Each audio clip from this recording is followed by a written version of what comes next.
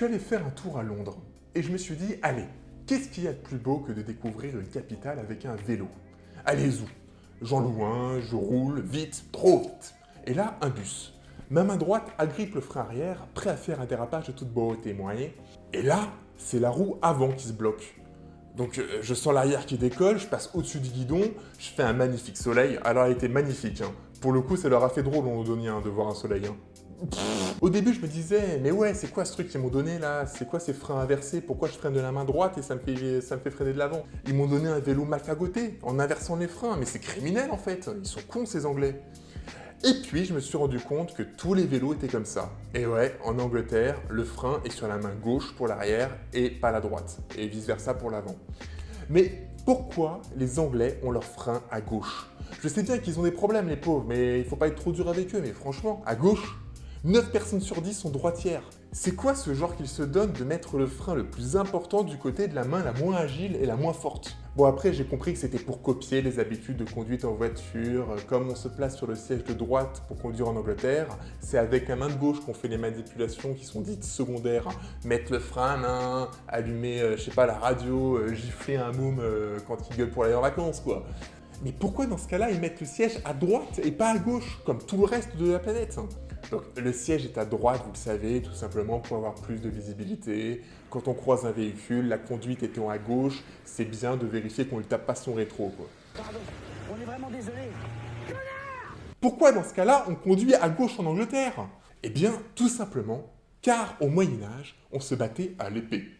Et comme les gens étaient plus droitiers que gauchers, eh ben voilà, hein, je me doutais bien qu'on y reviendrait à ces histoires de gauchers et de droitiers. Eh bien, comme on avait plus de droitiers, le malandrin qui circulait sur un chemin avait tendance à se placer à gauche, afin de laisser les potentiels adversaires sur sa droite, son côté le plus fort, pour tirer l'épée et ferrer avec l'adversaire.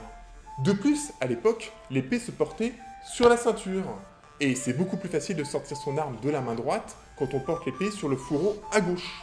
Et la plupart des gens avaient donc le fourreau du côté gauche. Et ça permettait ainsi d'éviter que les gardes des armes se prennent dans les affaires des voyageurs qu'on dépassait, etc.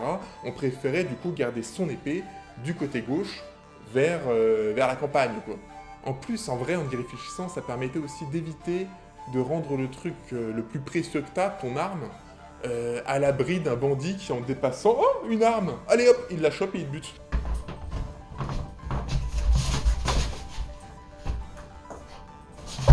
C'est donc pour ça que les Anglais circulent à gauche. Fut un temps, tout le monde en faisait autant. Ils ont juste continué par habitude. Et c'est pas les seuls. Un autre pays dont la tradition de la lame et des combats à l'épée est restée dans cette logique et roule à gauche. Le Japon. Mais du coup, pourquoi nous les Français on s'est mis à rouler à droite? Eh bien, vous allez le voir, c'est encore une histoire de droitier. Voilà ce qui s'est passé. Avec l'ère industrielle et la conquête de l'Ouest, on s'est mis à produire en série des calèches pour faire des modèles pas trop chers et pour maximiser la place afin de mettre les marchandises, il n'y avait pas de siège conducteur. On a ainsi par exemple la célèbre Conestoga de l'Ouest américain, mais il y a également des modèles similaires qui se sont répandus dans toute l'Europe. Et le cocher devait donc se mettre carrément sur les chevaux qui étaient attelés deux par deux. Et maintenant, mettez-vous à la place du cocher. Vous avez un attelage de, mettons, 6 chevaux. Sur quel cheval vous vous mettez? Tout d'abord, on est d'accord sur un des deux de devant, afin de garder un œil sur l'attelage, à l'avant, tout en gardant les marchandises sous surveillance, à proximité. Mais lequel des deux? Celui de gauche ou celui de droite? Eh bien, sachez que tous les cochers se mettaient sur le cheval de gauche. Ainsi, ça leur permettait de tenir le fouet de leur main forte, la droite, qui était centrée par rapport à l'attelage. Ils pouvaient fouetter le cheval à droite, celui de devant à droite.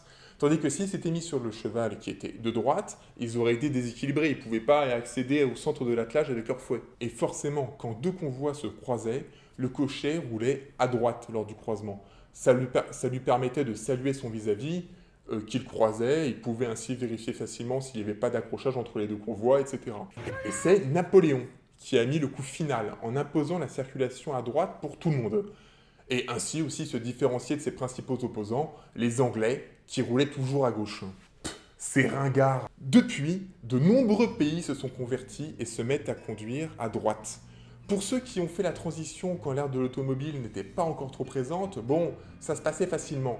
Par contre, dans les cas où il y avait la vroom vroom, comme par exemple c'était le cas de la Suède, eh ben, c'était une autre affaire. Les Suédois ont roulé à gauche jusqu'en 1967. Et puis bim, changement. On impose aux Suédois de rouler à droite à partir du 3 septembre 1967, à 5h du matin. D'ailleurs, plutôt que de faire le changement à 5h du matin, ils auraient pas pu faire une transition un peu plus souple. Je sais pas, d'abord t'as le numéro impair qui roule à droite, et ensuite, 3 semaines plus tard, t'as le numéro pair. Et comme ça, on s'y retrouve quoi. Ouais, je suis peut-être pas le pingouin qui glisse le plus loin sur la banquise, moi. Bon, évidemment, cette matinée de septembre 1967, c'est le bordel. Mais bon, au final, ça finit par passer. La Suède conduit maintenant, comme tous les gens civilisés, à droite. Mais après, j'ai beau dire ça, il y a quand même des pays qui ont fait le choix de conduire à gauche après avoir conduit à droite. Par exemple, les îles Samoa, en 2009, ils ont changé d'habitude. Ils se sont mis à conduire tout simplement à gauche. Mais pourquoi ils ont fait ça en fait? Bah, à droite, pour eux, c'était la galère. Regardez autour d'eux. L'Australie, la Nouvelle-Zélande, c'est des anciennes colonies britanniques. On conduit à gauche. C'est comme au Japon en fait, qui est aussi pas très loin. On conduit à gauche. Donc, pour ne pas avoir à importer leur voiture de trop loin, parce qu'ils n'ont pas d'industrie de la voiture, quoi, ils importent. Pour pas avoir à importer leur voiture de trop loin, ils se sont dit on va faire comme nos voisins et conduire à gauche. Comme ça, on pourra acheter les voitures de nos voisins, quoi. Bon voilà, c'était une petite vidéo rapide, sympathique, j'espère que ça vous a plu. N'hésitez pas à liker, vous abonner et tutti quanti. A plus!